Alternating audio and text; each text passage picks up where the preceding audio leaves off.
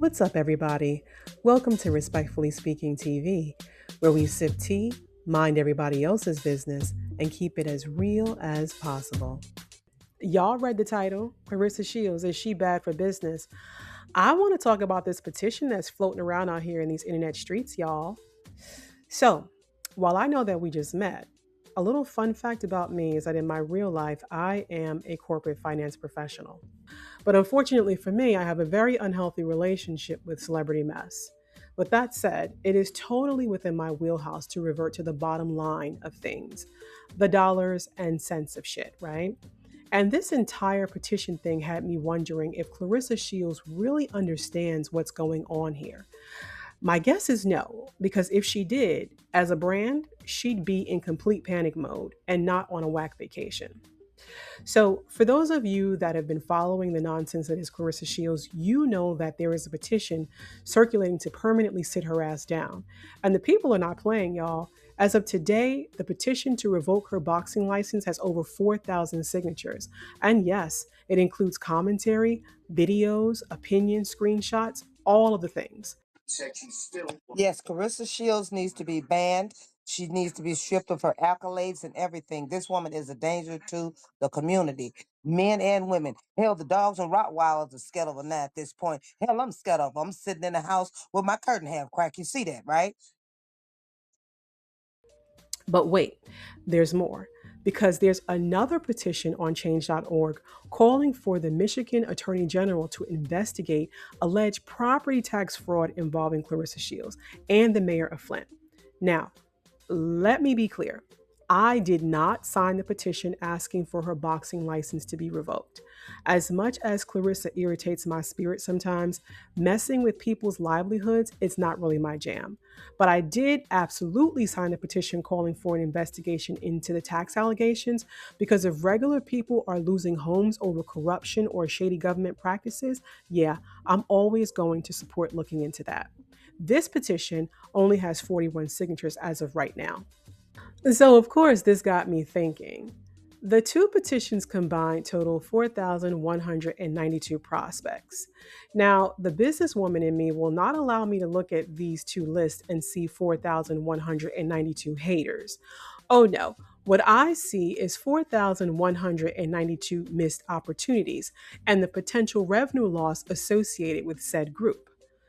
Now, it is my understanding that professional boxers get paid through fight purses and negotiated contracts. But those checks don't magically turn into endless wealth. There are managers, trainers, taxes, travel expenses, camps, promotion fees. There's an entire team that needs to be paid. Claressa Shields allegedly signed an $8 million deal back in November of 2025 and has only had one fight since then. So even if she made a couple of million from that fight, let's not act like all of that money landed neatly in her personal bank account untouched. She's had no fights featured on pay-per-view since signing this deal, so she hasn't earned a split of that revenue. And based upon her inability to even explain the deal she currently has, I doubt that she would even be savvy enough to negotiate this.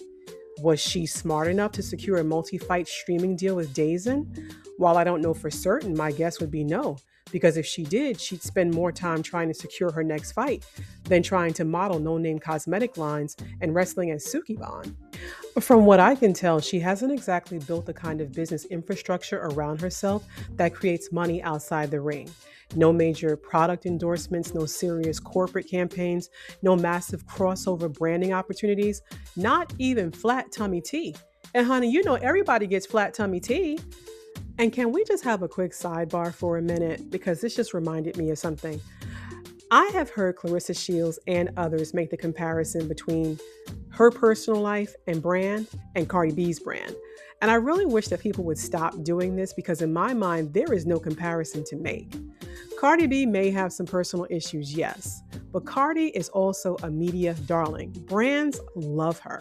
And why? Because despite the mess, she still knows how to sell herself in a way that keeps corporations comfortable investing in her. She is still marketable. Clarissa, on the other hand, has somehow managed to become overexposed in the worst possible way, and she is doing it to herself. Every week, there's another rant, another online fight, or live crash out. Eventually, people stop seeing you as entertaining and start seeing you as unstable. And I hate to break it to you, but that is what we call a branding problem. Because sponsorships and endorsements are built on a little something called a human brand. And this refers to the emotional connection the public has with you as a person. And right now, a large portion of the public doesn't associate Claressa Shields with aspiration or inspiration. They associate her with drama. So, 2 gold medals, this belt, that belt. It doesn't matter if no one likes you. And the situation has gotten so bad that the people are literally signing petitions asking for her to lose her ability to earn money. Think about that. People dislike her so much that they want her unemployed and investigated at the same damn time. That is not normal celebrity criticism. That's a public relations emergency. And before her fans and the burner account start jumping into my comments screaming haters and bloggers chasing clout, let's be honest here. These petitions are being signed by everyday black men and women, regular people, her own audience. If y'all really loved your girl and wanted to see her succeed long term, somebody would tell her to log off and calm down. Because all y'all supporters are doing right now is pouring gasoline on a fire that's already out of control. And meanwhile, she's online trying to prove herself, flexing, looking stupid, posting nonstop, chasing validation from strangers, trying to keep up appearances, while her brand value quietly drops in real time. And you know it's bad when the foolishness makes it all the way to Jeopardy. I mean, even the white people know about her mess. Did y'all see that episode? From 6. This daughter of boxing royalty has refused to come out of retirement to fight trash-talking heavyweight champ Claressa Shields. Jeff, who's Layla Ali? You are correct. Even they refer to her as the trash-talking champion, while Layla Ali gets described as boxing royalty. That difference in wording matters. Perception matters. How do you attract corporate sponsorships with a tainted and unstable brand? The answer is you don't. Guys, she is a decorated athlete with over 1 million Instagram followers and no endorsements.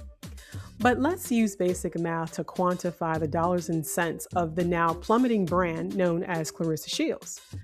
If Claressa were promoting a product that costs $200 per unit, and those 4,192 people actively dislike her enough to avoid supporting said brand, that represents over $800,000 in lost potential revenue. That's huge. Most companies would immediately go into damage control mode over losses like that. You'd see PR campaigns, image rehabilitation, media training, strategic silence, a rebrand, all of the things. But instead, everybody around her seems perfectly comfortable watching her self-destruct publicly. Which honestly makes me question the people managing her career. Because if your client is spiraling publicly every week and you're doing nothing to protect the investment, what exactly are y'all doing? It also doesn't help that she is in relationship, and it appears business, with a man that has been unable to successfully launch a career of his own. I mean, he's out here doing nothing while the supposed love of his life is drowning, and she's off in the clouds worried about Instagram beef and getting her licks back. For me at least, Claressa Shields reminds me of everything that is wrong with today's youth. And it's problematic for me, right? Because this is supposedly the future. She's unwilling to accept correction, has no accountability, has this constant need for validation and immediate attention, and she's always talking, but ain't never really saying nothing and don't know shit. Now, I don't know about y'all, but if that's the future, I'm scared.